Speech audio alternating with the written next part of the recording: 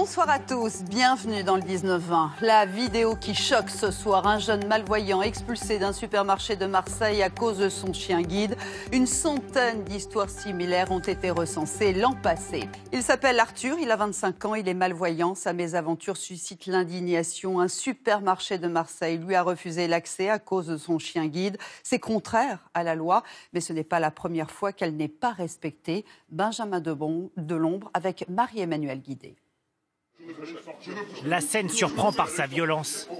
Ce jour-là, dans un supermarché marseillais, vous arrêtez de me pousser, monsieur. Je suis dans mon pouvoir. Un jeune homme malvoyant et son chien sont évacués sans ménagement. Le propriétaire des lieux, invoquant des raisons d'hygiène, refuse la présence du chien guide. Alors vous allez d'abord, vous ne restez pas dans la zone alimentaire.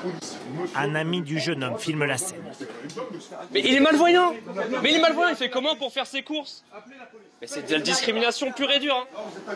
Poussé à quitter le magasin, Arthur Aumoite a décidé de publier la vidéo sur Internet, entraînant de multiples réactions, dont celle de l'enseigne.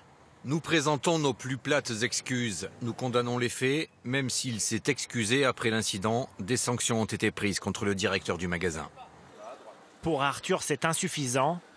Il a porté plainte. C'est simple et vital à la fois de faire des courses, donc c'est juste primordial.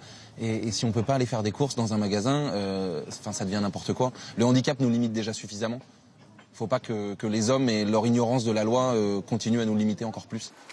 Et la loi depuis le 30 juillet 1987 est très claire. L'accès au transport aux lieux ouverts au public ainsi qu'à ceux permettant une activité professionnelle, formatrice ou éducative est autorisé aux chiens dits d'aveugles. Une règle pas toujours respectée.